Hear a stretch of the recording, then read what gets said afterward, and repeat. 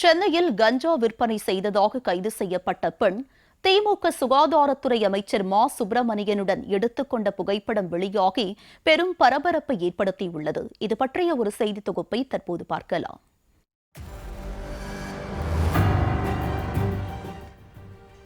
தமிழகத்தில் கஞ்சா பயன்பாடு பூஜ்ஜியமாக குறைந்துள்ளதாக கூறி மக்களை அசரடிக்க வைத்த மாடல் அரசின் சுகாதாரத்துறை அமைச்சர் போதை விற்பனையில் கொடிகட்டி பறக்கும் கஞ்சா நாயகியுடன் ஒன்றாக எடுத்துக்கொண்ட போட்டோதான் இணையத்தை பதறடித்து வருகிறது.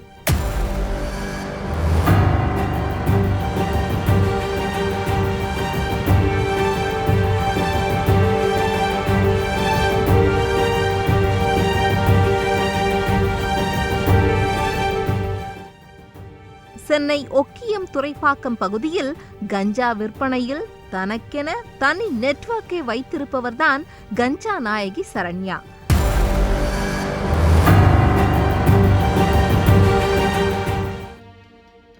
சமீபத்தில் கண்ணகி நகர் பகுதியில் கஞ்சா பிசினஸில் சரண்யா படு பிஸியாக ஈடுபட்டு கொண்டிருந்த போது இடையில் புகுந்து ஆட்டையை களைத்த போலீசார் அவரை கையும் களவுமாக கைது செய்ததோடு அவரிடம் இருந்து 1 கிலோ 200 கிராம் எடையுள்ள கஞ்சாவையும் பறிமுதல் செய்தனர். அந்த விசாரணையில்தான் தெரிந்தது அது சாதா சரண்யா அல்ல, கஞ்சா நாயகி சரண்யா என்பது. கஞ்சா விற்பனையில் ஈடுபட்டது தொடர்பாக அவர் மீது 18க்கும் மேற்பட்ட வழக்குகள் நிலுவையில் இருப்பதாகவும் அவர் சரித்திர பதிவேடு குற்றவாளி எனவும் போலீசார் தரப்பில் கூறப்படுகிறது.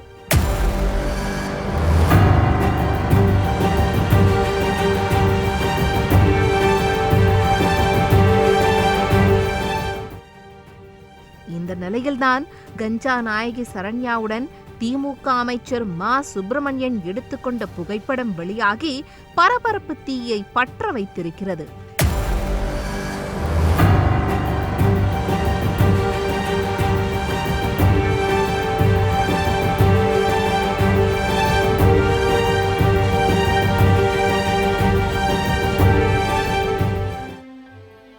ஏற்கனவே அண்ணா பல்கலைக்கழக மாணவி பாலியல் வன்கொடுமை விவகாரத்தில் குற்றவாளியான ஞானசேகரன் வெறும் அம்பு மட்டும்தான், பின்னணியில் சார் ஒருவர் இருக்கிறார் என பாதிக்கப்பட்ட மாணவி தனது வாக்குமூலத்தில் அழுத்தமாக குறிப்பிட்டு கூறியிருந்த நிலையில் ஞானசேகரனுடன் திமுக அமைச்சர் மா சுப்பிரமணியன் இருப்பது போன்ற பல புகைப்படங்கள் வெளியாகி யார் அந்த சார் என்ற கேள்வியை எழுப்பியிருந்தது.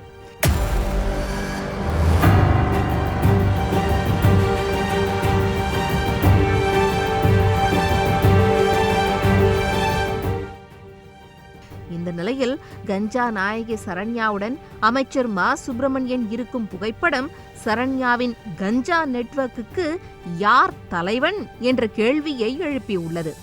இதில் என்ன கொடுமை என்றால், தமிழகத்தில் 0 கஞ்சா, அதாவது தமிழகத்தில் கஞ்சா பயன்பாடு என்பது 0 என்ற அளவுக்கு குறைந்து விட்டதாக அமைச்சர் மா சுப்பிரமணியன் செய்தியாளர்களிடம் பேசியது என்னென்னமோ பேசுறீங்க, எனக்கு ஒரே குழப்பமா இருக்கு என மாமன்னன் படத்தில் வடிவேலு கேட்கும் மூமெண்டை மீண்டும் நினைவூட்டுகிறது.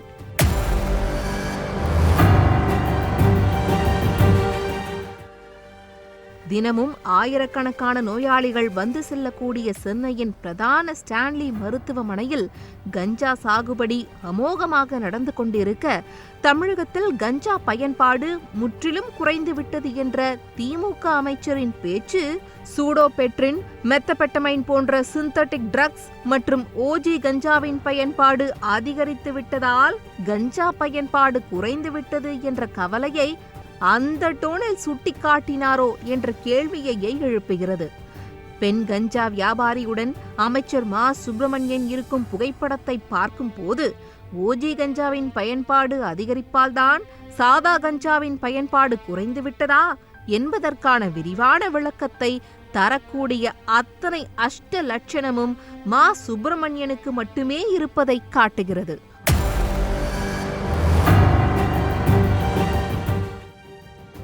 ஒரு பக்கம் தள்ளாடும் தமிழகத்தில் தலைவிரித்தாடும் போதைப்பொருள் ஒழிப்பை வலியுறுத்தி திமுகவின் கூட்டணி கட்சியான மதிமுகவின் பொதுச் செயலாளர் வைகோ நடைப்பயணத்தில் ஈடுபட்டு வருகிறார். அவரது நடைப்பயணத்தை தொடங்கி வைத்து பேசிய முதல்வரோ போதையை தடுக்க அரசு எடுக்கும் நடவடிக்கைக்கு ஓரளவுக்குத்தான் பலன் கிடைக்கிறது என பொது மேடையில் வைத்தே ஓபன் ஸ்டேட்மெண்ட் தருகிறார். அப்படி இருக்க அமைச்சர் மா சுப்பிரமணியன் தமிழகத்தில் கஞ்சா பயன்பாடு 0 அளவை எட்டிவிட்டதாக கூறுவது தமிழக மக்களை இந்த விளம்பர திமுக அரசு எந்த அளவுக்கு முட்டாளாக்கி வருகிறது என்பதையே காட்டுகிறது.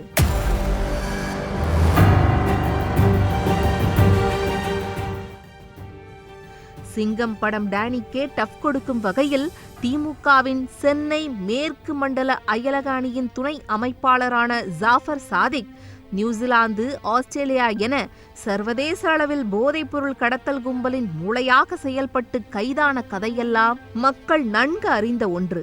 அப்படி இருக்கையில் துறைமுகங்கள் வழியாக நாட்டிற்குள் நுழையும் போதைப் பொருளை மத்திய அரசு கட்டுப்படுத்த தவறியதாக விளம்பர முதல்வர் ஸ்டாலின் வைத்த குற்றச்சாட்டு வேடிக்கையாகவே இருந்தது.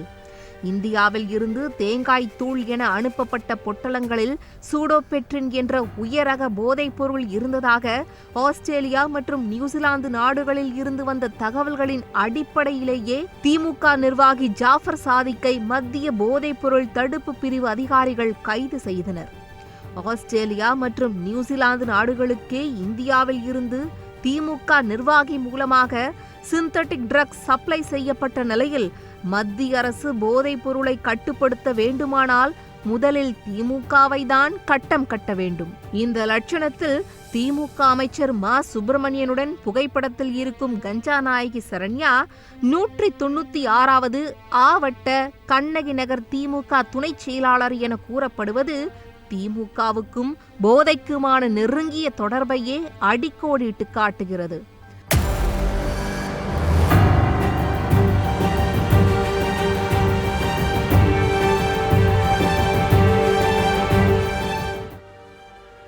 சமீபத்தில் திருத்தணியில் வடமாநில இளைஞர் மீது 4 சிறார்கள் கஞ்சா போதையில் கொடூரமாக தாக்குதல் நடத்திய காட்சிகள் நெஞ்சை பதறடிக்கும் வகையில் இருந்தது. தமிழகத்தில் புரையோடி கிடக்கும் போதையால் மக்கள் அன்றாட வாழ்வையே பெரும் அச்சத்துடன் நகர்த்த வேண்டிய இக்கட்டான நிலைக்கு தள்ளப்பட்டுள்ளனர். இந்த அழகில் திமுக நிர்வாகிகளா அல்லது போதைப் பொருள் வியாபாரிகளா என பிரித்து பார்க்க முடியாத அளவுக்கு இரண்டர கலந்தும் போதை வியாபாரிகளுக்கு திமுகவின் அமைச்சர்களே அரணாக செயல்படுவதும் தமிழகத்தின் இப்படியான சீரழிவுக்கு யார் காரணம் என்பதை சொல்லி புரிய வைக்க வேண்டிய அவசியம் இல்லை.